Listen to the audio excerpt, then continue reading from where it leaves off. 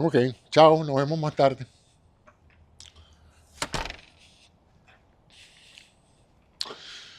Hola amigos, ¿cómo están? De nuevo aquí con ustedes en mi programa diario de reflexiones de movimiento. Voy a hacer un programa temerario. ¿Qué es un programa temerario? Bueno, un programa temerario es cuando uno va a opinar sobre temas que uno no maneja con propiedad. Y eso es lo que voy a hacer hoy. Hoy voy a hablar de petróleo. Sí, de petróleo. El oro negro, o como lo llamaría un gran venezolano, el excremento del diablo. Imagínense ustedes qué nombre, ¿no? Pero hoy no les voy a hablar como un conocedor de la industria petrolera, ni como un experto en hidrocarburos, ni mucho menos, porque no lo soy. Hoy les voy a contar las vivencias de un venezolano de 71 años que viene huyendo de petróleo prácticamente desde que tuvo uso de razón. Desde que tuve uso de razón, por ahí como en primaria, he estado escuchando hablar del petróleo de Venezuela, país donde nací, país donde crecí, país donde me eduqué, país donde me hice persona, ¿no? Me hice profesional. Todo eso se lo debo a Venezuela sin la menor duda. Entonces yo les voy a contar más o menos cómo un venezolano de mi generación, en este caso yo, y presumo que todos los compañeros míos de primaria, secundaria, universidad, vida profesional dentro y fuera del país, probablemente estén o encuentren en las palabras y en los comentarios que voy a hacer hoy mucho de lo que ellos mismos vivieron en relación a cómo el petróleo ha de una u otra manera determinado lo mejor de Venezuela y lo peor de Venezuela. De la historia del petróleo, sé que comenzó con los primeros años del siglo XX cuando se descubrió que el petróleo salía espontáneamente de ciertos yacimientos en Venezuela. Y desde ese momento que se produjo ese manantial de petróleo, lagos de asfalto y la presencia pues de una evidente recurso que los otros países ya determinaban que iba a ser importantísimo en el desarrollo industrial de la humanidad, pues se acercaron las empresas que ya para ese entonces habían descubierto petróleo en otras partes del mundo y que cuando se enteraron de que en Venezuela el petróleo salía solo, porque era así, había lagos de petróleo que emanaban del subsuelo, pero que sin embargo pues los grandes yacimientos y la producción industrial tenía que hacerse bajo un esquema de inversión que metiera dinero en una de las cosas, en uno de los negocios que después vine a entender que era un negocio de grandes gastos de inversión de capital. Es decir, para sacar petróleo hay que primero saber dónde está. Eso requiere geólogos, requiere expertos en yacimientos petroleros que definan entonces cuáles son los sitios del planeta donde es más probable que haya petróleo. Hay que hacer una serie de pruebas y aún así, cuando alguien dice yo creo que aquí hay petróleo, viene entonces el proceso de ver si es verdad.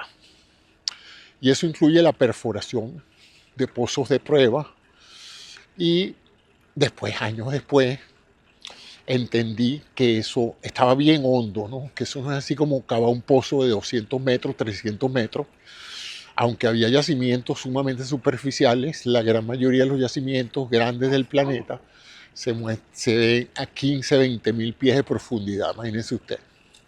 Lo cual significa que hay que meter una cantidad de varillas enormes para poder llegar al lecho del yacimiento. y empezar a descomprimir eso y empieza a manar el petróleo y entonces se pone una bomba y esa bomba empieza a sacar el petróleo de ahí. Descubrimos en primaria que uno de los grandes áreas de descubrimiento de petróleo era el lago de Maracaibo en Venezuela, donde no había sino que ver una foto turística de las que promovía el país para ver una enorme cantidad, un mar de pozos petroleros sacando petróleo del lecho del fondo del lago de Maracaibo. Le estoy hablando de incontables estaciones de bombeo y de todo el lago de Maracaibo tejido de una enorme cantidad de conexiones de tubos que conectaban todo esto para hacer que ese oro negro llegara a la superficie. Entonces Venezuela, vamos a usar este lenguaje, era potencialmente rica. País pequeño en habitantes, un país grande en territorio, casi 1 millón de kilómetros cuadrados, costa, excelente ubicación geográfica, equidistante de Norte y de Sudamérica. Y fue natural que entrara a explotar ese petróleo la industria petrolera. ¿Qué hubiera pasado en un país normal? En un país civilizado, con instituciones, con gente educada, con políticos educados, patriotas, nacionalistas. Creo que hubieran negociado buenísimos acuerdos que permitieran que las empresas sacaran el petróleo, cubrieran sus gastos y de las ganancias, pues pagaran unos impuestos por el petróleo que están sacando y ese dinero se invirtiera en el desarrollo de otras áreas de desarrollo industrial en la misma ciudad, en el mismo país de Venezuela, se invirtiera en obras de infraestructura, se hicieran carreteras, autopistas, hospitales, bueno, todo lo que necesita un país que para ese momento era estrictamente agrícola y pobre. Venezuela era muy pobre. Todo esto lo descubrí yo en primaria y secundaria. Y ya les voy a decir cómo lo descubrí. Lo primero que lo descubrí fue porque mi familia era una familia muy política, por lo que se hablaba mucho de esto. Mi familia era de tendencia política socialdemócrata, probablemente socialdemócrata de izquierda, porque viniendo de abajo era una familia con una gran conciencia social.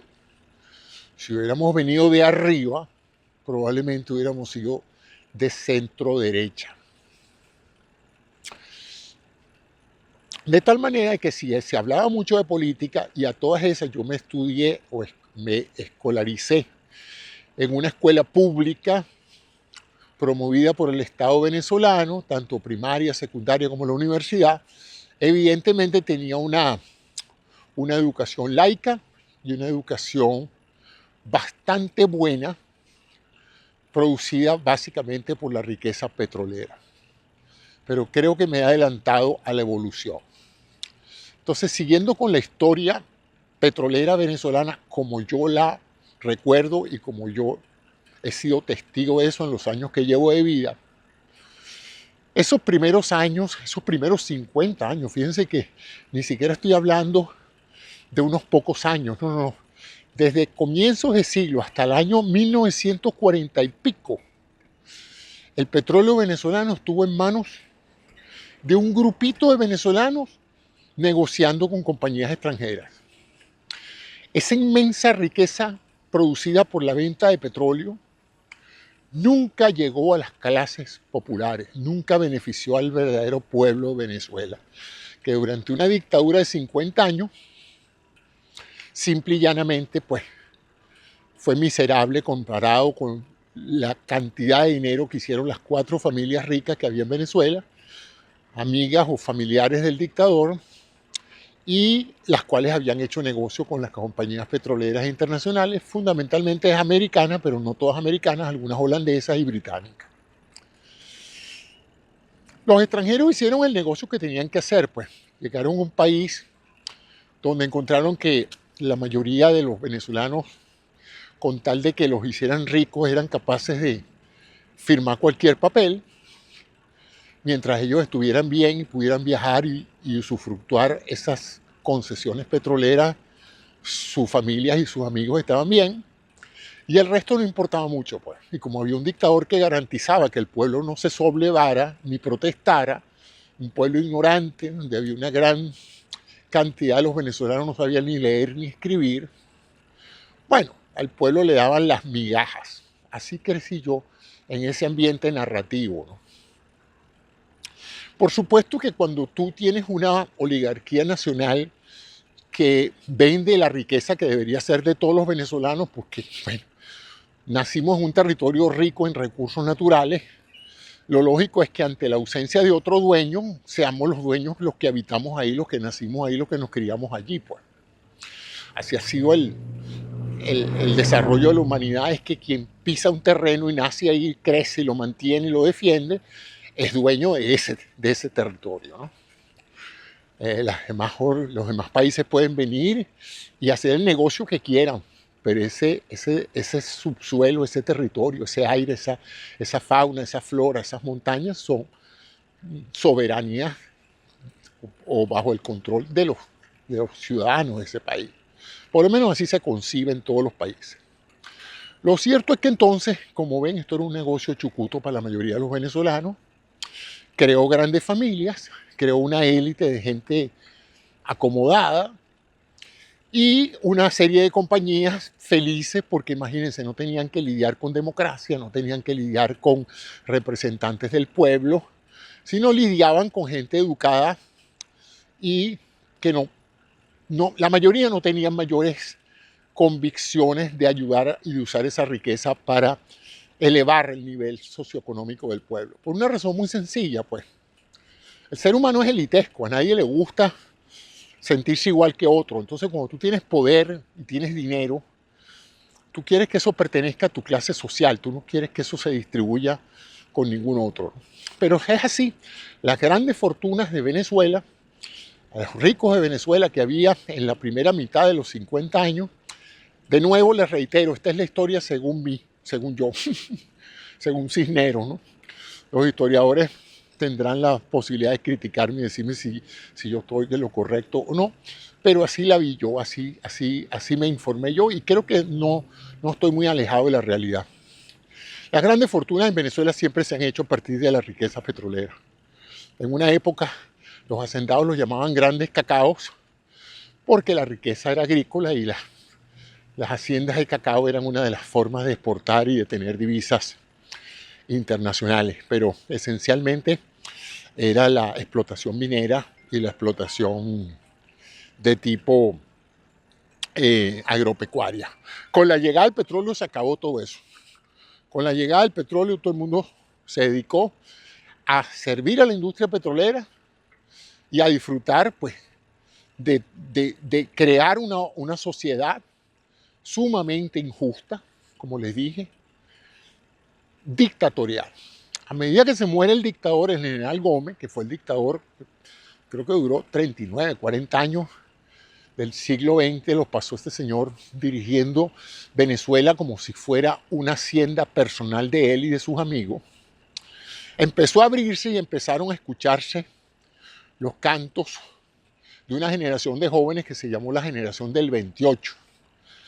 Imagínense ustedes, el nivel de Venezuela era tan bajo que esta gente, sus mayores credenciales eran que eran bachilleres. La mayoría de la población no pasaba del bachillerato, eran muy pocos los que tenían privilegios de llegar a las universidades. Pero era gente muy, muy culta, muy inteligente, y ellos vieron pues que la salida de Venezuela era la democracia, la llegada del voto universal y directo, y la creación de un Estado con instituciones, con un poder legislativo, con un poder judicial, con un poder ejecutivo que rindiera cuentas, ¿no? Y con una plataforma política de decir, mira, si este país es rico, vamos a renegociar todos estos contratos con las empresas petroleras, porque ellos han ayudado mucho al desarrollo nacional, pero han tenido una cantidad de ventajas enormes porque con los que negociaban antes eran unos entreguistas, unas personas que firmaban lo que fuera con tal de que les dieran su dinerito. Como decían los mexicanos, no aguantaban un cañonazo de $10,000 y firmaban lo que fuera, pero ya el mundo ha despertado, la riqueza petrolera está allí, no podemos seguir así. Entonces plantearon el primer arreglo, que era cambiar ese poco beneficio, que tengo entendido, como les dije, no soy un experto en la materia, que no llegaba al 30% de las ganancias netas de la compañía, de las compañías, y este grupo de políticos propuso la introducción del 50-50, 50% y 50% para ti y 50% para mí, de los ingresos netos producto de la explotación petrolera venezolana. En ese momento se vio como una buena oportunidad de tener más ingresos. Y no solamente era tener más ingresos, porque nada ganaba el país con tener una mayor tajada de las ventas de petróleo, de su petróleo, al extranjero, con el hecho de que hubiera una mejor distribución de ese dinero para que llegara a las poblaciones. Había que hacer escuelas, autopistas, represas, de todo. Pues. Durante la dictadura no se pudo hacer nada de eso. Pasamos por una serie de problemas, de golpes de Estado, etcétera, hasta que caímos en una dictadura profundamente nacionalista. Por lo menos esa es la percepción que yo tengo de la dictadura de Marcos Pérez Jiménez, que de una u otra manera dijo, esta democracia no sirve para desarrollar el país, estos señores andan todo el tiempo discutiendo y no tienen claro qué es lo que va a hacer, y este es un país muy rico en el sentido de recursos, aunque no de dinero, pero teníamos unos buenos dividendos a raíz de que habíamos negociado mejor la contratación con las empresas extranjeras. Hasta este momento ya se ha formado una cantidad significativa de personas en el negocio petrolero, porque empezaron trabajando de cargos de obreros en las petroleras, pero fueron aprendiendo, fueron gente competente, gente inteligente.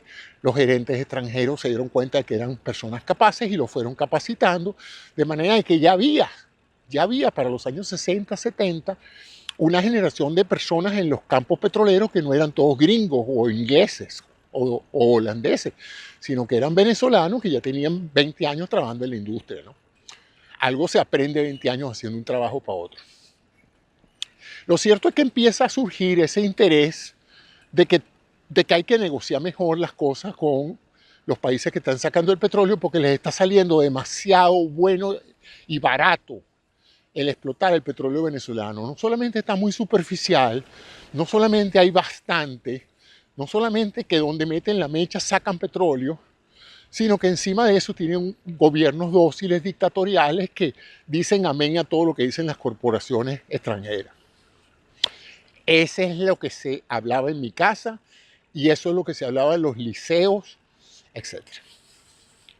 Pero ya para entonces empezaba en el mundo la corriente de que nosotros no éramos el único país que estaba así.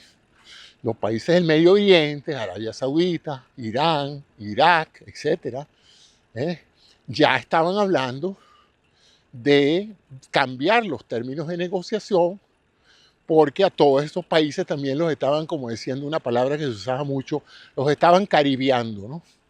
Los estaban tomando por lo bajito y las empresas llegaban, decían, ustedes nos necesitan a nosotros, ustedes no saben sacar petróleo, no lo saben conducir, no lo saben embarcar, no lo saben refinar. Nosotros hacemos todo eso y les damos una tajadita a ustedes. Y bueno, los países pues, que no tenían otra forma de negociar eso, decían, bueno, o lo dejamos abajo a 10.000 metros de profundidad o hacemos lo que estas empresas dicen. Pero con la formación de un recurso humano que cada vez se hacía mejor en la medida en que mejoraba la educación, los países empezaron a decir, mira, no creo que nosotros podemos manejar nuestra propia industria, ¿no? Porque sí, los gringos o los extranjeros son muy inteligentes y muy competentes y tienen mucha experiencia, pero todo se aprende en la vida y uno nunca debe subestimar a los pueblos. Tú agarras a una persona, la educas, la formas bien y le enseñas cómo es que se saca petróleo, es independiente que seas iraní, hindú, chino, lo que sea, todo se aprende. Pues eso se aprende porque el negocio es grande, se necesita mucha gente y no hay suficiente genio en el mundo para que eso sea un trabajo de genios. O sea, que cualquier persona inteligente, competente y con capacidad de aprender puede aprender a hacer cualquier cosa. No hay que subestimar a la gente. Entonces sigo con mi historia de ese resurgimiento de invertir el dinero de los beneficios económicos del petróleo en infraestructura para el país, porque Venezuela montaba una montaña de petróleo subterráneo, perdón, que submarino. Bueno, submarino también, porque en el lago era bajo el agua, bajo las aguas del lago de Maracaibo. Lo cierto es que entonces, a todas esas, fíjense que es una cosa interesante, ¿no? Yo recuerdo que en esa época no sabíamos nosotros que había tanto petróleo en Venezuela. Incluso ya cuando yo llego a finales de secundaria, hay la sensación o se corre el rumor de que el petróleo se está acabando. De que ya ese petróleo que salía solo, ese petróleo fácil de sacar, que tú metías la mecha y salía el chorro, ya se acabó, que ahora hay que inyectar gas, que ahora hay que inyectar muchas cosas, que ahora es más caro sacar el petróleo, que está más hondo, etcétera. Entonces empiezan las compañías a decir, bueno, yo creo que la época de las vacas flacas se acabó.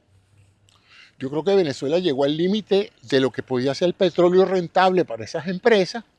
Y esas empresas empezaron a desinvertir en las estructuras que ya tenían montadas en Venezuela. O sea, no metían más real. Y no metían más real por ese doble proceso, porque sentían que el petróleo venezolano, bueno, el rápido, el ligero, el fácil de sacar, ya se estaba terminando.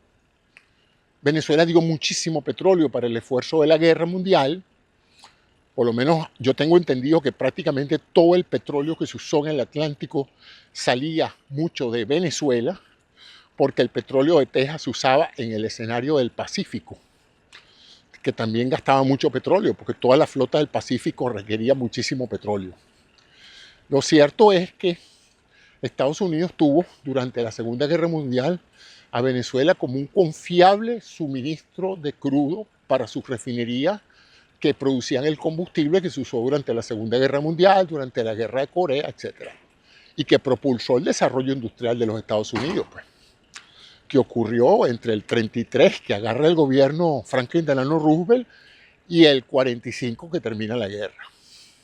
Lo cierto es que ya como había esa combinación de un país que estaba empezando a despertar ante la riqueza que tenía, una clase media emergente que ahí más o menos se estaba educando y veía a otros países pensando en negociar mejor la riqueza de su suelo, esas personas resultaron entonces agentes de cambio que empezaron a promover la idea de que el país tuviera una industria petrolera que en vez de darle el 50-50, le dijera, mira, nosotros vamos a hacer una cosa.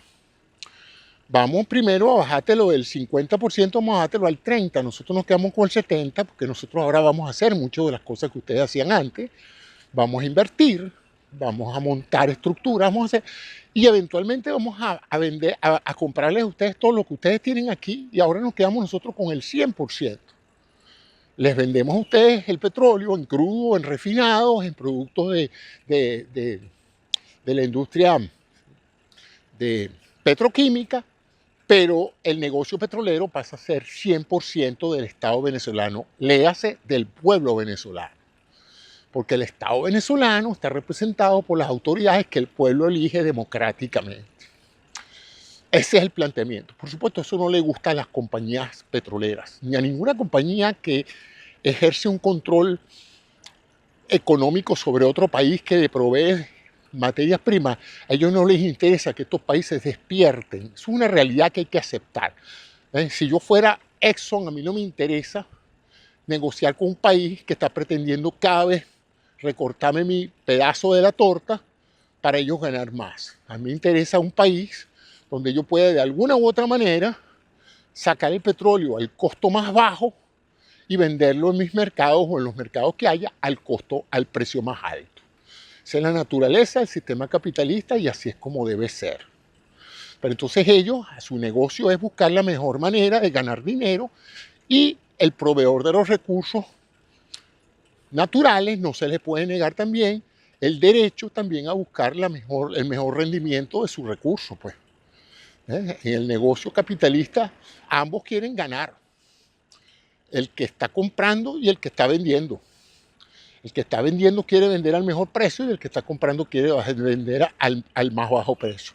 Y ambos negociarán dependiendo de cada uno de sus ahorros. El problema es que tú deberías estar negociando con alguien que defiende sus intereses. Si tú negocias con alguien que defiende tus intereses, entonces ya no estás negociando, ya estás simplemente controlando la naturaleza de la negociación. Bueno, de esa manera entonces empieza a fraguarse la idea de nacionalizar la industria petrolera venezolana. Se hacen grandes avances, se pasa de la dictadura de Pérez Jiménez a la etapa democrática venezolana y evidentemente siguen las presiones nacionalistas. Venezuela es miembro fundador de la Organización de Exportadores Petroleros, la OPEC. Las compañías internacionales rápidamente categorizan esta organización como un cartel, porque cada vez que tú quieres hablar mal de alguien lo llamas cartel. Entonces una organización de países, tal y como las tenía, los proveedores tenían una organización de empresas productoras de petróleo. Pero cuando los países que tienen el petróleo se organizan, entonces son un cartel. En realidad no les faltaba razón, porque la OPEC fijaba precios. Y por definición, una organización de proveedores que fijan precios en acuerdo propio, pues califica como un cartel económico. Pero en realidad la idea era hacer de la OPEC la culpable de toda la inflación mundial, diciéndole a cada uno de los pueblos consumidores, si ustedes están pagando más por la gasolina, es porque el cartel de la OPEC se está haciendo rico y los está castigando a ustedes aumentándoles los precios, ¿no? Cada quien crea su víctima y su victimario, ¿no? En este caso la víctima eran los pobres países industrializados que súbitamente les habían subido el precio del crudo y los victimarios eran la OPEC, que había subido los precios del crudo por diferentes razones políticas, económicas y ideológicas, ¿no? Entonces se presentan casos terribles de compañías que hacen de todo. Se dice que la British Petroleum conspiró con el gobierno de los Estados Unidos, los hermanos Dulles, para derrocar al presidente de Irán que había o pretendía nacionalizar las empresas petroleras norteamericanas e inglesas, más las inglesas que las norteamericanas, tengo entendido, que había en Irán, y entonces lo mandaron a tumbar, lo tumbó la CIA, y producto de ese derrocamiento vinieron y pusieron al Shah. Y el Shah, bueno, ya ustedes saben la historia del Shah, y el Shah pues fue un gran negocio para las compañías petroleras, porque el Shah, a cambio de sus medallitas y de un poder económico grotesco, bueno, de una u otra manera, sirvió para apuntalar el desarrollo de Occidente con un Irán complaciente a todo. No sé, no conozco no conozco la situación de cuántos progresos y cuánto dinero le llegó verdaderamente al pueblo iraní producto del mandato del Shah. Tengo entendido que el Shah modernizó mucho Irán, invirtió en recursos humanos, invirtió en educación, modernizó muchas cosas. Aparentemente eso hay que darle crédito. Modernizó, occidentalizó la cultura iraní, cultura persa, pero de alguna u otra manera maltrató tanto al pueblo en ese proceso político monárquico que la gente terminó harta de los abusos del Shah y terminó derrocándolo, y inmediatamente se instaló un gobierno islámico, una teocracia que ahora tiene peor a Irán que como estaba cuando el Shah, porque así son las cosas. Pero aparentemente todos coinciden en que el fenómeno disparador de ese desastre que es hoy Irán fue producto de la confabulación de las empresas petroleras y la influencia que tuvieron los hermanos Dulles. Uno era secretario de Estado y el otro era director de la CIA. Ambos con grandes conflictos de intereses y grandes vínculos con las empresas petroleras que se iban a beneficiar de ese golpe de Estado. Lo cierto es que tumbaron al hombre, montaron al Shah, hicieron mucho dinero y eso permitió pues la situación iraní hasta donde yo la conozco. Eso es lo que yo sé, no porque yo sea un genio, porque está en todas partes escrito, descrito hasta el cansancio, de múltiples fuentes, así es que cualquier duda al respecto, búsquenlo y averígüenlo. Métanse en Google o en Perplexity, que está muy bueno eso. Lo cierto es que después vino la nacionalización de Egipto y de otros países de la zona que empezaron a nacionalizar el petróleo, y Venezuela, pues, que no se quería quedar atrás, empezaron también a ver los vientos de que eventualmente se le iba a pedir a las empresas transnacionales que se fueran y vendieran sus activos. De todos modos, ellos se tenían que ir tarde o temprano porque las concesiones tenían una fecha límite, ¿verdad? Ellos no iban a estar ahí para siempre, sino que las concesiones se vencían y muchas de esas concesiones ya para los años 70 estaban por vencerse. Creo que les cantaban unos 5 o 10 años para que de todos modos el derecho a explotar petróleo venezolano se acabara y tuvieran que renegociar esas concesiones. El presidente Carlos Andrés Pérez llegó a la presidencia, entre una de sus banderas era la de la nacionalización del petróleo, y procedió pues a una nacionalización acelerada, así lo mencionó el distinguido intelectual venezolano Uslar Pietri, que dijo: yo no sé para qué salieron apurados a nacionalizar los petróleos, porque a pagar esas expropiaciones, cuando de todos modos todos esos activos iban a pasar, como estaban negociados, a propiedad del Estado venezolano cuando terminaran esos negocios, esas licitaciones. De tal manera de que todos esos activos que terminaron pagándose, de todos modos iban a pasar unos cuantos años después, no sé cuántos, a propiedad del Estado venezolano. O sea que tú pagaste algo que de todos modos, si hubieras esperado unos cuantos años más, te iba a salir gratis. Lo cual llevó en mi época a un gran malestar con Carlos Andrés Pérez, porque se decía en la juventud y en algunos círculos políticos de izquierda que eso había sido una salida genial de las empresas que sabían que tenían que dejar esos campos petroleros y ceder todos esos equipos, y apresuraron o sedujeron a Carlos Andrés Pérez para que nacionalizara el petróleo, bueno, para que les diera algo por lo que habían invertido. Y hasta donde yo sé, esa nacionalización fue impecable, se hizo bien hecha, las empresas se fueron contentas de que les hubieran pagado su dinerito por las cosas que habían hecho, y los venezolanos tuvieron el orgullo de sentir que por primera vez en la historia petrolera venezolana, el petróleo venezolano estaba manejado por venezolanos, por políticos venezolanos, por técnicos venezolanos, por gerentes venezolanos, y con la ayuda, porque ellos siguieron, las empresas siguieron colaborando y siendo contratadas como asesores de la empresa venezolana, al principio con varias filiales, Lagoven, Maraven, Meneven, que fueron la representación de empresas que estaban ahí antes, y pasaron al Estado venezolano, y luego se concentraron todas en lo que se llama PDVSA. Y de esa manera, entonces, Venezuela pasa por primera vez a tener control sobre su principal fuente de ingresos. Y se planteaba la idea de usar esos ingresos extraordinarios, porque coincidentalmente con eso empezaron unas guerras que subieron enormemente el precio del crudo a nivel internacional, y eso favoreció mucho a ese gobierno de Pérez, que tuvo unos ingresos extraordinarios grandísimos, como los tuvieron todos los países petroleros. Lo tuvo Noruega, los tuvo el Medio Oriente, lo tuvieron Arabia Saudita. Todos esos países ganaron muchísimo dinero producto de el aumento del crudo. ¿Qué pasó? Bueno, ahí viene la tragedia de países sin controles, sin nacionalismo, sin honestidad y plagados de corrupción que viene de las épocas de las grandes dictaduras.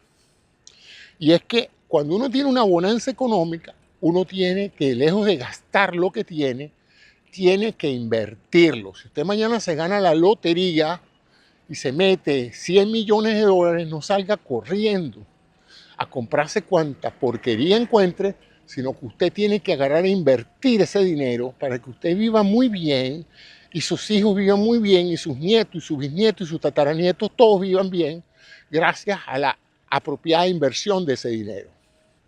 Y solamente cuando ese dinero esté razonablemente bien invertido y diversificado en negocios en todas partes del mundo, es que usted va a empezar a pensar cómo se lo va a gastar. Bueno, pero en Venezuela la presión económica y política era enorme para empezar a gastar, porque había demasiada gente con ganas de meterse una buena comisión negociando con el gobierno. Y empiezan a formarse todo tipo de compañías para venderle al Estado venezolano de todo. Y el Estado venezolano tiene una gran presión por a un pueblo pobre, a un pueblo que todavía no tiene el nivel de vida que se esperaría de un país con tanta riqueza petrolera, empezar a mostrar que el dinero va a fluir. Y fluyó. Pero como siempre, en estos sistemas, donde no hay conciencia social, fluyó hacia el tope 5-10% de la población. El 80-90% de la población vio un respirito, por un momento pensaron que estaban pasando a la clase media, pero de ahí no pasaron. Sino que en realidad en Venezuela entre el año 72, 78, que ya yo estaba estudiando medicina, Venezuela se enriqueció un gentío. Algunos legalmente y otros sospechosamente, porque tú entrabas a un cargo público y en 2-3 años en ese cargo salías multimillonario. ¿Cómo? No sé, porque los sueldos tampoco eran tan altos, ¿no? Muchos empresarios sí hicieron negocios honestos y como el país estaba gastando a diestra y siniestra, pues también hicieron grandes fortunas. Y ahí, según tengo entendido yo, a través de todo este proceso de evolución de un venezolano en el exterior, uno de los principales problemas que tuvo Venezuela en la utilización del recurso petrolero era que dólar que entraba, dólar que volvía a salir. Es decir, la gente que estaba haciendo dinero en Venezuela no lo invertía en Venezuela, sino lo exportaba fundamentalmente a Estados Unidos. Todo el mundo. Eso era natural. En parte por la desconfianza que había con el sistema político y legal venezolano, la gente que se ganaba un dolarcito agarraba y decía, mira, yo podría invertir en la Bolsa de Valores de Venezuela, o podría montar una empresa, o podría mejorar las capacidades de las que ya tengo, pero yo creo que mejor me llevo esto para Miami, o para las Canarias, o para España, o me compro un condominio en las Baleares. O sea, en otras palabras, todo el mundo empezó a sacar su dinero, y por supuesto el dinero se acaba. Si la gente no lo invierte, entonces el Estado creó un fondo de inversiones supuestamente para colocación de ciertas reservas internacionales que permitieran mantener la credibilidad en la moneda y darle un colchón al país, cosa de que si bajaban los precios, el país tuviera algo en la cochinito que pudiera usar para mantener las necesidades de la población, de alimentación, etc. El gobierno hizo unas cuantas inversiones importantes. El plan de becas del cual yo fui beneficiario fue una de ellas, fue invertir en el recurso humano. La idea era formar la mayor capacidad de técnicos en el extranjero, ingenieros, etcétera, de manera de poder mejorar la calidad de los negocios y de las instalaciones industriales del país. Se dieron créditos a mucha gente para que formara empresas, se creó Corpo Industria, se crearon créditos para fabricar viviendas. Ya les digo, empezó el dinero a fluir porque la idea era modernizar, elevar el nivel de la clase media, educar mejor, se hicieron liceos, se hicieron de todo. Se trató de hacer una gran Venezuela. El problema es de nuevo la corrupción. Para darle canalización a toda esa masa de dinero que estaba entrando por los ingresos petroleros, el Estado, que estaba sometido a los rigores de un presupuesto fiscal del gobierno, inventó la creación de los famosos institutos autónomos. Ya los institutos autónomos, creados por el Estado, eran una entidad a la cual le dieron lo peor que le pudo pasar a la administración pública venezolana, que era la posibilidad de endeudarse teniendo como fiador al Estado venezolano. Por supuesto, estos vivos que terminaron administrando los institutos autónomos empezaron a pedir plata en bancos extranjeros. La mitad entraba a Venezuela, la mitad se quedaba en cuentas privadas en el exterior. Y cuando termina el periodo de Carlos Andrés Pérez, que van a ver cuánto debe la nación, los estimados se quedaron cortos porque la cantidad de institutos autónomos que estaban sobregirados en deuda y que ahora los acreedores venían a pedir el dinero a Venezuela, y como el Estado venezolano era el cofiador de todos esos préstamos a los institutos autónomos, bueno, esencialmente Venezuela ya estaba en problemas económicos al final del gobierno de Pérez. Esa es la razón por la cual el presidente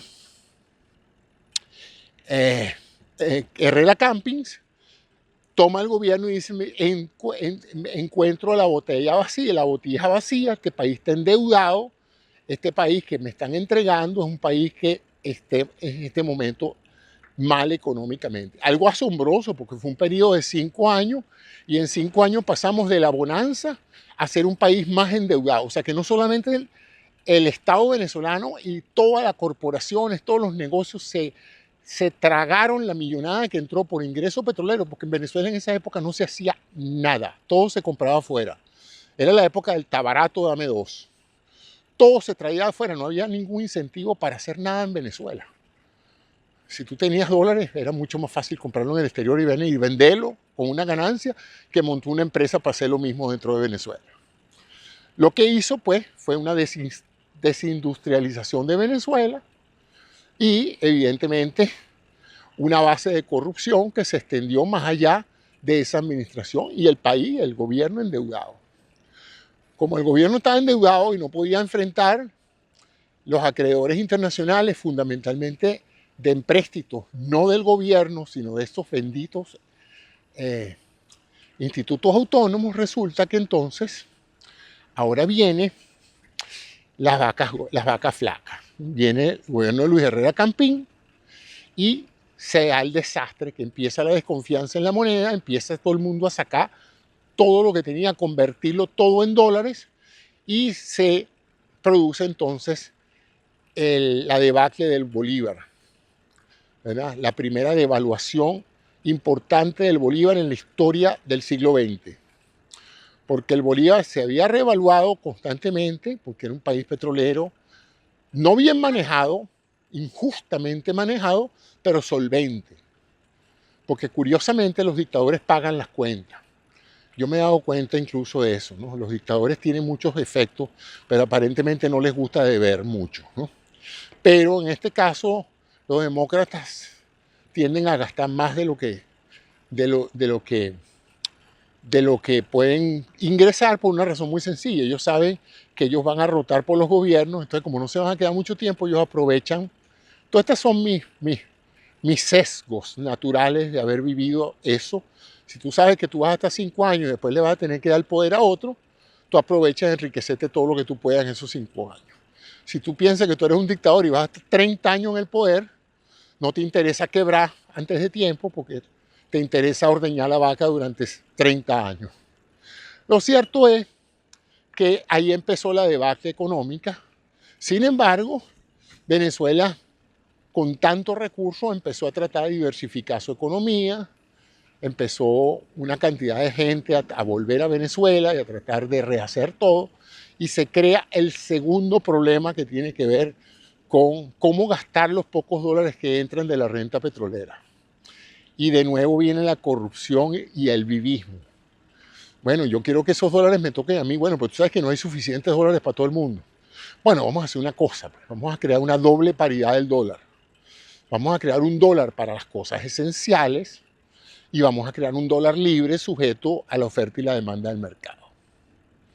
Perfecto. Eso significaba que si tú tenías acceso al dólar preferencial, que fue el término que se le dio, Todos los dólares, el grueso entraba por la renta petrolera. Vamos a estar claros.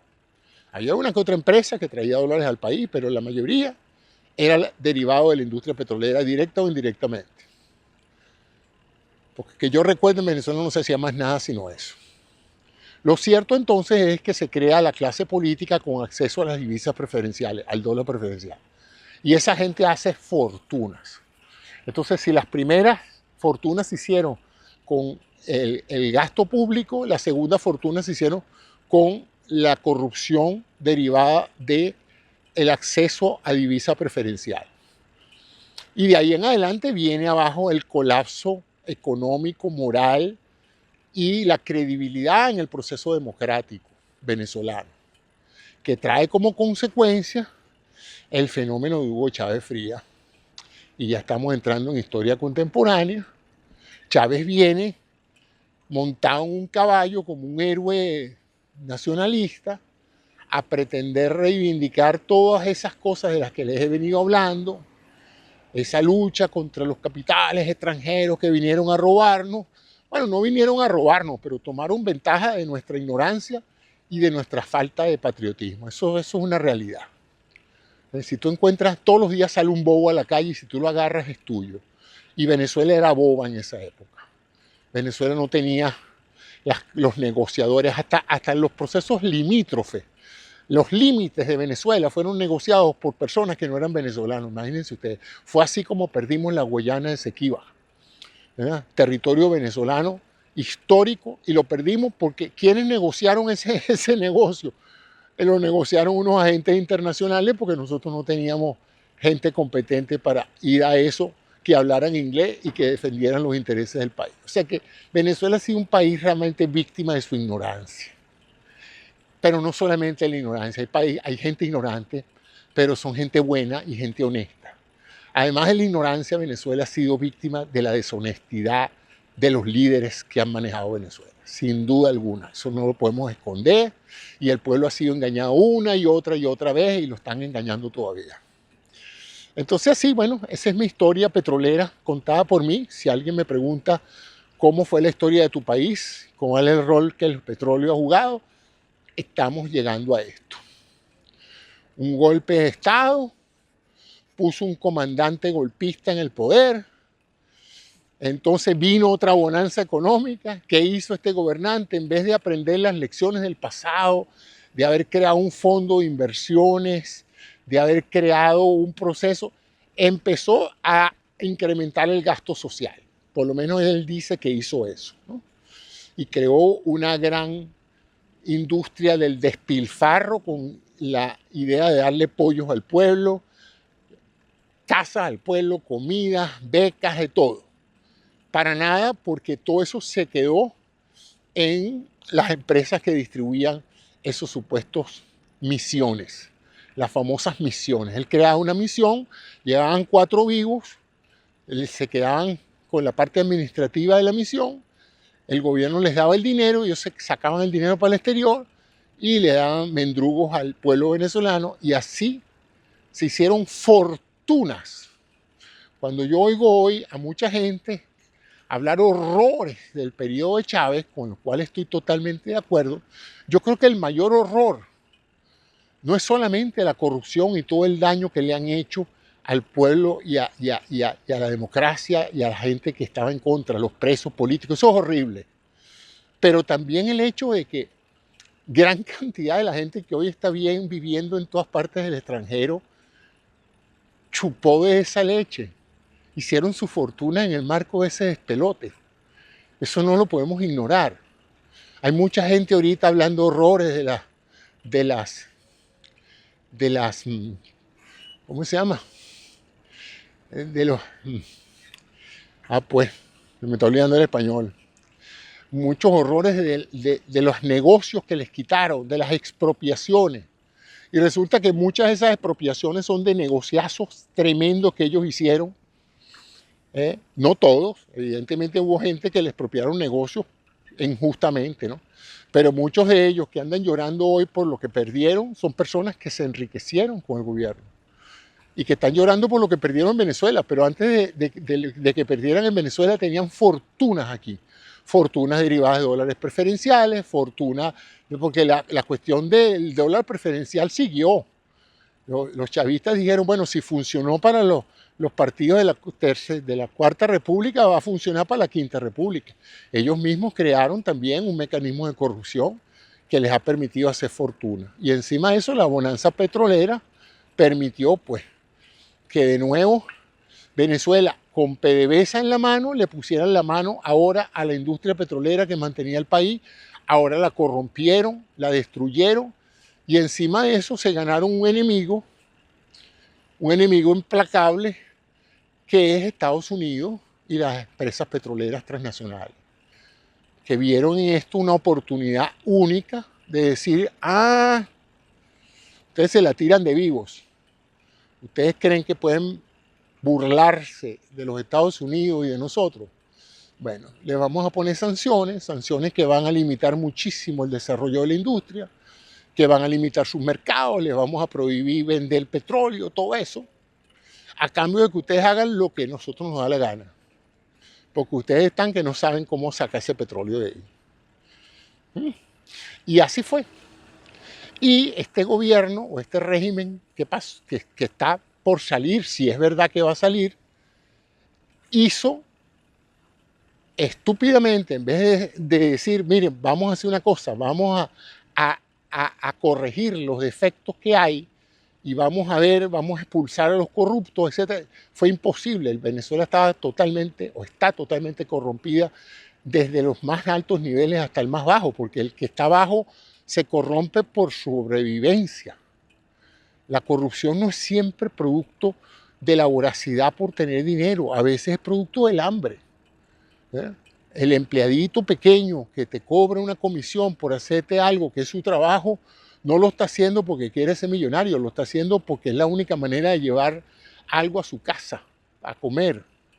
Entonces es un problema social complejo, ¿no? No es nada más así que, pero es que la corrupción, imagínate, ayer fui a sacar una cédula y me quisieron cobrar por eso. Bueno, ¿y de qué va a comer el tipo de la cédula si está ganando $2 mensuales? Ponte tú en sus zapatos. Si tú tuvieras un trabajo que provee un servicio que otros necesitan y tú no ganas nada por ese trabajo, ¿cómo vas tú a justificar el hambre de tu familia porque tú eres una persona honesta? No vas a poder. Entonces vas a tener que caer en la corrupción pequeña, en esa corrupción de sobrevivencia, la llamo yo, ¿no? Bueno, lo cierto, amigos, es que el problema petrolero sigue siendo, ahora que cayó Maduro, con la situación actual, ¿no? Donde se habla mucho de que el petróleo venezolano es las más grandes reservas del planeta, pero ya inmediatamente salieron muchos a decir que es malo, que es de mala calidad, que no se necesita. Me hace reír porque si es así, entonces no sé para qué se tiraron ese lance de hacer toda esa operación simplemente por poner preso a Maduro, ¿no? Porque si el petróleo venezolano es tan inservible como dicen ahora que es, pues miren, sacaron a Maduro y ya está, pues. No hay necesidad de hacer más nada. Las mismas compañías están diciendo que no están interesadas, que no hay garantías de inversión. Entonces me hace pensar que una de las formas mejores de negociar el valor de algo es desvalorarlo. Si yo voy a comprar una casa y me la están vendiendo en $600,000, yo vengo y le digo al vendedor, le digo, mira, pero es que esa casa tiene una cantidad de defectos. Eso hay que hacerle el techo. Y eso hay que hacerle la jardinería. Eso me va a costar 200,000. Porque en la medida en que yo desprestigio o desvalúo la propiedad que voy a comprar, puedo obtener unas mayores negociaciones. Si yo me siento a decirle al comprador, no, es que esa casa tuya es espectacular, esa casa es un sueño para mí. Bueno, entonces él va y me sube el precio, pues. Porque si tan interesado estoy yo en la casa, pues es lógico que él me exija más. Ahora, si yo empiezo a depreciar la casa y a buscarle todo tipo de excusas para decir lo mucho que voy a tener que invertir para rehacer esa casa, pues entonces a lo mejor él se va a ver tentado, sobre todo si no tiene otra opción, que simple y llanamente regalarme la casa por lo que le ofrezcan. Es duro, pero así es el capitalismo. El capitalismo es duro. El capitalismo es duro. El capitalismo es un sistema que no es para gente, ¿cómo diríamos? Frágil. La gente frágil sufre mucho en un sistema de oferta y demanda. Porque a veces luce cruel, pues. Luce cruel que alguien lo boten de un trabajo para que otro gane más. Luce cruel que alguien lo boten de un trabajo para sustituirlo por otra máquina, por una máquina más barata, ¿no? O por una persona más joven que ya va a ganar menos que él. Entonces, después de 30 años de servicio, sal para allá que te voy a reemplazar por alguien más barato. Esas son realidades del capitalismo, pero muy duras desde el punto de vista humano. Porque ¿dónde está la sensibilidad? ¿Dónde está el...? No, eso no existe. Esto es una jungla donde cada quien está peleando por negociar los mejores términos de intercambio económico. Entonces aquí no se toman... esto no es un sistema para gente humanista. A la gente humanista le parece todo esto chocante.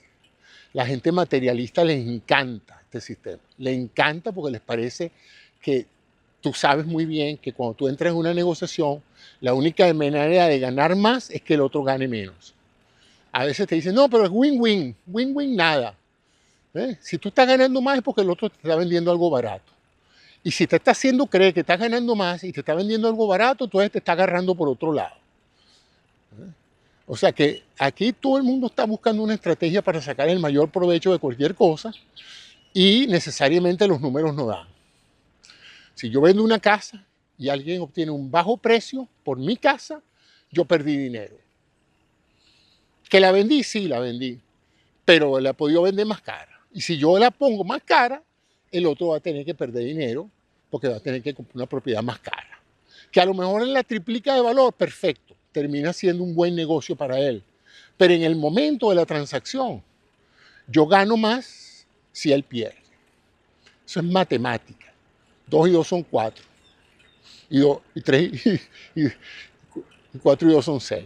Lo cierto es que entonces, ahí estarán mis amigos economistas diciendo, José, pero tú nunca estudiaste economía, qué desastre estás diciendo. Bueno, chico, yo no sé, yo soy pulpero, yo te puedo decir que así he visto yo toda la vida las cosas. Y sí es verdad que hay una serie de teorías económicas que hablan del valor y del precio y de cuánto vale algo y de cuál es el precio de algo. Pero en la práctica, cuando tú estás negociando un buen precio, el otro está perdiendo. Y si no está perdiendo y tú lo ves contentísimo de aceptar lo que le estás dando, puedes escribir que estás vendiendo muy barato. Cuando alguien te dice, bueno, ¿cuánto es la casa? $800,000. Tú dices, yo iba a transarme por 400. $800,000. ¿Dónde te hago el cheque? Vamos a comprarla ya. En ese mismo momento en que tú has pedido 800,000 y el tipo te dice que sí, que dónde firma, ya tú sabes que la casa vale más. De lo contrario, él nunca hubiera hecho eso así tan rápido. Si él te dijo, vamos a firmar, déjame, ¿dónde te pongo la plata? Escríbelo, que él ya sabe que esa casa vale más y que tú estás mal informado sobre el valor de tu casa. Eso es economía pura, básica, de la microeconomía. Eso no es macroeconomía, eso es microeconomía. La economía del que compra y el que vende. Entonces, bueno, todo esto tiene que ver con petróleo porque estamos ahorita en una posición donde las grandes corporaciones dicen que Venezuela es mal negocio, que no se puede invertir, que ese petróleo es malo, que es pesado, que hay que hacerle esto, que hay que hacerle aquello. En otras palabras, van a arrodillar a Venezuela para venir a negociar términos de explotación y exploración petrolera sumamente convenientes. Si no fuera así, no les interesara.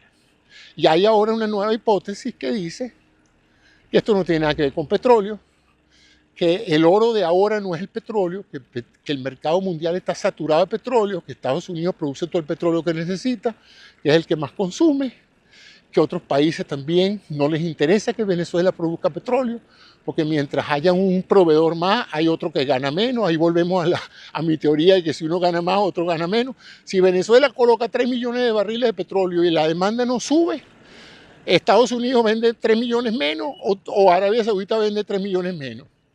Simplemente así es la aritmética, ¿no?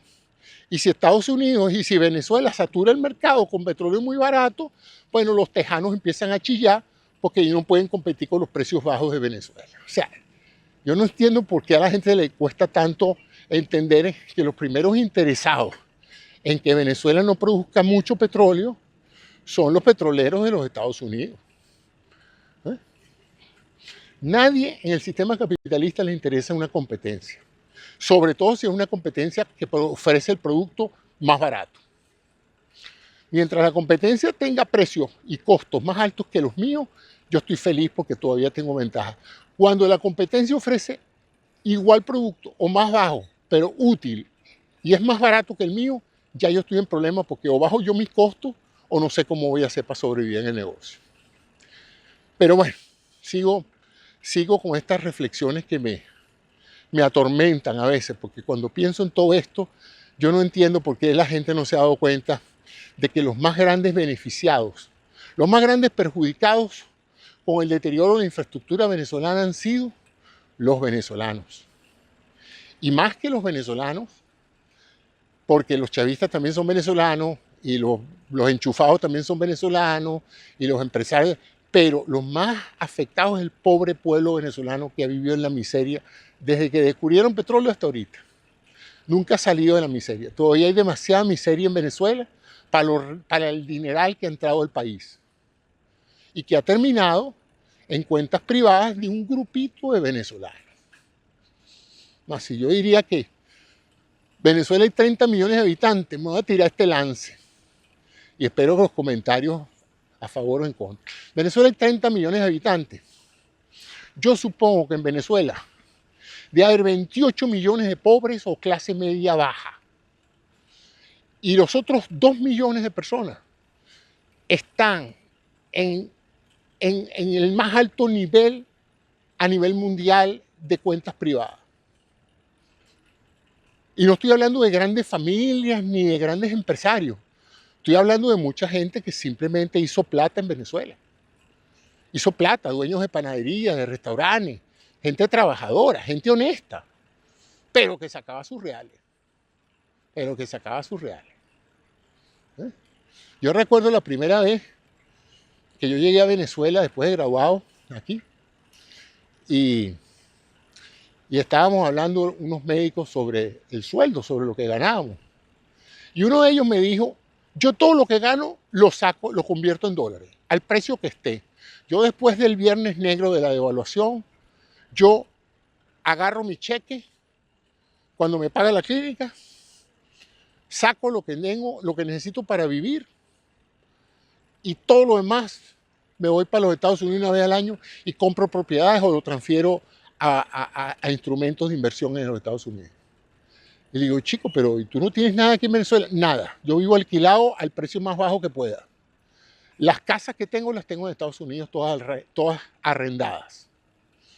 Y digo, pero, oye, tanta desconfianza tienes tú en tu país, en nuestro país. En esa época yo no era ciudadano estadounidense todavía. Y me dice, chico, yo en esta gente no confío. Y yo no voy a poner todos mis reales aquí para que venga un político, devalúe la moneda y yo pierda todo lo que he ganado todos estos años operando y trabajando como un negro. Así que yo no voy a hacer eso. Después que yo vi la caída del Bolívar de 4.30 a 7 y pico, dije, no, yo aprendí la lección. Yo no saqué mi plata a tiempo, como sacaron muchos vivos, pero a mí no me vuelven a agarrar con esta. Yo de ahora en adelante, dólar que gano, dólar que envío por fuera. Y aquí no tengo nada. Cosa de que el día que aquí se arme, como dicen los maracuchos, el verguero, yo me voy y en el exterior tengo todo lo que necesito para vivir. Imagínense qué le pasa a un país donde la mayoría de la gente que gana dinero hace exactamente eso. Imagínense qué le pasaría a Estados Unidos si cada vez que alguien se gana por encima de lo que gana, en vez de meterlo en una cuenta de inversión o lo que sea, lo cambia en euros y lo manda para Europa. Se cae la economía americana, se cae el dólar. Si cada americano va a desconfiar tanto en su moneda, que apenas se gana un dólar, va y lo convierte en un yuan o en un yen o en lo que sea, el sistema no funciona. Pues. Y eso es lo que ha pasado en Venezuela. Venezuela no solamente ha sido un exportador de petróleo, sino un exportador neto de capitales. Plata que entra a Venezuela producto del petróleo, plata que vuelve a salir. plata que se le presta a Venezuela para proyectos de desarrollo, plata que vuelve a salir. Así no hay país que progrese, señores. Así no hay ningún país que progrese. Sin confianza, sin instituciones, sin funcionarios públicos honestos, sin un sistema judicial que castigue durísimamente a todo aquel que meta la mano en la administración pública para robar, no hay forma ni manera. No hay forma ni manera. Y cambia un gobierno y los que vienen, la mayoría vienen con la idea de hacerse ricos. Así vinieron los chavistas. Los chavistas no vinieron a ser un país. Los chavistas vinieron a ocupar los puestos que en otra época ocupaba la oligarquía de derecha venezolana, que tampoco era muy de derecha. Venezuela siempre ha sido un país de centro-izquierda. Pero bueno, lo cierto es que ellos dijeron, bueno, si los otros se hicieron millonarios, nosotros también, ahora nos toca a nosotros. Ahora le toca al pueblo. No, no le tocó al pueblo, le tocó al grupito de ellos hacerse multimillonarios. Le tocó a Maduro y a todos ellos hacerse multimillonarios. Ellos son los que se hicieron multimillonarios. El pueblo pasó de mal en peor. Entonces, esos son los destinos de nuestro pueblo. Y yo creo que la historia de otros países latinoamericanos no es muy diferente a lo que yo he contado. Entonces, ¿es Estados Unidos el villano? Depende de cómo tú lo veas. Si tú agarras y te encuentras un bobo en la calle, lo especulas, le planteas negocios en tu beneficio que lo perjudican a él y el bobo se deja engatusar, mucha gente dice, bueno, mira, yo no tengo la culpa que el tipo sea bobo o bruto o incapaz. Si yo negocié eso con él y él firmó en el papel, pues, como dijo ese famoso estadounidense, dijo, todos los días sale un tonto a la calle y el que lo agarre es de él. Yo encontré mi tonto y yo tomo ventaja de su ignorancia, de su inmadurez, de su falta de conocimiento, de no saber inglés. Y eso no solamente se da con los extranjeros, eso se da aquí. Aquí hay una cantidad de negocios que hacen eso con los ancianos y con la gente que no sabe lo que está firmando. Aquí hubo una época en que la gente tocaba la puerta y te vendía a ti una cantidad de negocios y los viejitos que no sabían lo que estaban firmando, firmaban y al día siguiente se daban cuenta que tenían deudas enormes y de que los productos que habían comprado no eran buenos o no se necesitaban. Y hubo que poner una ley para acabar con eso, porque todos los días había gente que estafaba a la gente desconocedora de eso. Y nosotros, yo vivo todo el tiempo estafándome. El otro día compré una aplicación en la red por $5.95 para hacer unas cantidades de fotos. Y bueno, me entusiasmé, el aviso era chévere, y yo, bueno, $5.95 no luce como mucho, yo había comprado muchas aplicaciones en la tienda de Apple. Bueno, me pongo a jugar con mi aplicación. No habían pasado 2 semanas cuando yo veo la cuenta de Apple, donde yo casi no gasto, y de repente veo 60, 80, $100. Digo, ¿pero qué es esto? Si yo no he comprado nada en la tienda. Cuando voy a ver, $5.95 semanal. Yo no me había fijado en la letra chiquita. Me estaban clavando $5.95 cada semana por usar esa aplicación. Tuve que hacer malabarismo. Llamé a Apple para que la desconectaran de mi cuenta. No hubo forma. Tenía que contactar a la empresa. La empresa se hizo la mogollona. El website no respondían los emails. Bueno, tuve que decirle, coño, voy a tener que demandarlo, voy a tener que poner un escándalo en internet para que se den cuenta que esto es una estafa. ¿Cómo le vas a cobrar tú a alguien $5.95? Imagínense ustedes, en 10 meses son ¿qué? Semanal, son 20 y pico de dólares mensuales. $250 al año. Es la aplicación más cara, ni las aplicaciones de Adobe cuestan tanta plata. Entonces, ¿qué? Y todos los días cae un pendejo. Todos los días cae un pendejo como yo. Entonces, es un sistema voraz donde todo el mundo está buscando la manera o de hacer un buen producto, o de hacer un buen servicio, o de engañar a alguien vendiéndole un mal producto y un mal servicio. Ese es el sistema. Si no te gusta, vete, no sé, para Rusia o para China. Tampoco, porque China está igualito y Rusia está igualito también. Ya no hay para dónde coger. Ya no hay para dónde coger. Ya, si a ti no te gusta este sistema, yo no sé para dónde te vas a ir. Y más vale que saques las espuelas porque así es el sistema. Aquí ya yo tengo una desconfianza de todo el que me viene a ofrecer algo, porque yo sé que por alguna parte hay algo deshonesto que no me están diciendo. Así es. Y todo el mundo quiere un pedazo de lo que tú tienes. Todo el mundo. Entonces, bueno, es un sistema, como les dije, no es un sistema apto para cardíacos, es un sistema depredador, es un sistema donde todo el mundo quiere hacerse rico a costa de lo que sea, donde no hay mayor valor que el dólar o que el dinero, sea como sea. Y lo mismo es en otros países. Yo no creo que Estados Unidos tiene el monopolio de las ansias de riqueza, ¿no? La pregunta es si uno vino al mundo a eso. Uno vino a eso, a una competencia día a día, a ver cómo ganas más que el otro y cómo engañas al otro para sacar más ventaja del otro, para beneficiarte tú. Es eso humano, es eso moral, es eso filosóficamente válido. Pero así están las cosas como yo las veo. Déjenme saber ahí en los comentarios si ustedes tienen esa sensación, que toda vez que alguien se acerca a ustedes o les está comprando algo, les está vendiendo algo, pero siempre hay una vuelta ahí que ustedes los hace pensar que los están engañando. Yo me siento casi todo el tiempo engañado por la publicidad. Ahí está Apple. 3 años vendiendo computadoras, hablando de Apple Intelligence, no tenían ningún producto, no tenían ninguna inteligencia, no pudieron hacer el modelo. Pusieron una cantidad enorme de gente a comprar computadoras que ya tenían, porque ahora venía con Apple Intelligence. ¿Dónde está el Apple Intelligence? Tuvieron que demandarlo y ahora andan corriendo a buscar que Google les dé el Gemini para poderlo usar como excusa porque no tenían ningún producto. Se anunciaron algo que no tenían. Una campaña enorme de engaño para que la gente saliera a comprar productos que solo funcionaban con Apple Intelligence, con la inteligencia de Apple, y resulta que no había tal inteligencia. Era pura coba, como dicen en Venezuela, una coba. Bueno, si eso lo hace una empresa tan pública, tan gigantesca y tan presuntamente honesta como Apple, ¿qué queda para el resto? Pregunto, ¿qué queda para el resto de la gente? Bueno, ya me descargué, ya hice mi catarsis diaria, ya moví mis piernas, ya aumenté mi frecuencia cardíaca y mi frecuencia respiratoria y ya me descargué. Ya dije ante ustedes todo lo que pienso de esta situación. Creo que Venezuela una vez más la van a embaucar. Me duele porque nací allí. Me duele porque me siento tristeza por cómo el pueblo venezolano lo siguen engañando todo el tiempo.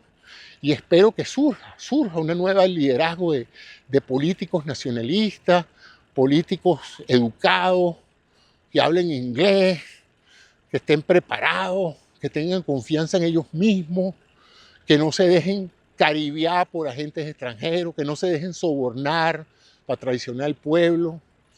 Realmente esa es mi única esperanza por mis nietos y mis bisnietos, porque ya no, ya yo estoy de salida. Ya yo estoy, como dicen, on deck. Estoy listo con mi boarding pass esperando la salida del vuelo. Pero hay muchos que al contrario están aterrizando ahorita. Están aterrizando y tienen todo un futuro por delante en este país, Estados Unidos, y en Venezuela y en muchos otros países donde la gente quiere por fin que se respeten los derechos humanos, que se respete la prosperidad, que se pongan reglas claras, que no haya tanta corrupción. Pero la corrupción yo siento que ha triunfado en todas partes. Ya en el pasado había una cierta crítica a la corrupción. Daba pena decir que un presidente era corrupto. Los presidentes tenían que tapar las corrupciones que hacían, las corruptelas, como le decían, para que no se notara que eran sinvergüenza. Ahora no, lo hacen delante de todo el mundo, lo dicen delante de todo el mundo. Negocian acceso a la presidencia, negocian contrato.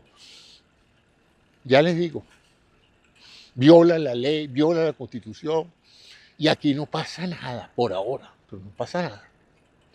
Entonces, no sé, esas son esas cosas que le dan a uno después de los 70 años, que lo hacen necesitar expresar cosas que durante muchos años o callamos o nos hicimos los tontos, los que no sabíamos lo que estaba pasando.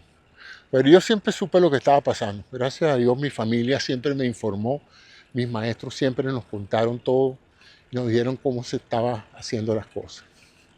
Pero generación tras generación de venezolanos que han llegado al poder nos han hecho quedar mal, ¿vale? Todos, los de derecha y los de izquierda. Es que no ha habido uno solo que no haya tratado de enriquecerse, de beneficiar a su grupito de amigos y de olvidarse del verdadero pueblo de Venezuela, propietario indiscutible de las riquezas que hay en el país. Y que no le ha tocado sino las migajas. Sino las migajas. A nombre de ese pobre pueblo se ha hecho rico un gentío. Hay empresarios honestos, sí. Pero alguna forma u otra, esos empresarios han tenido en el sistema venezolano que lidiar con gobiernos deshonestos. Han tenido que pagar comisiones, ellos saben los cuentos.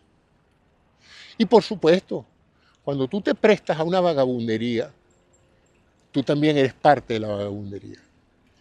Creo que en el sistema criminal de justicia, tan delito es el que corrompe a otro como el que se deja corromper. Entonces, esas son las reflexiones de movimiento de hoy, 14 de enero del 2025. Una breve historia de la vida en Venezuela en los últimos 70 años. Gracias a todos por haberme escuchado. Reflexiones sobre lo que les dije, sobre todos los venezolanos. Y bueno, vamos a ver después qué hace la inteligencia artificial con este video mío de hoy.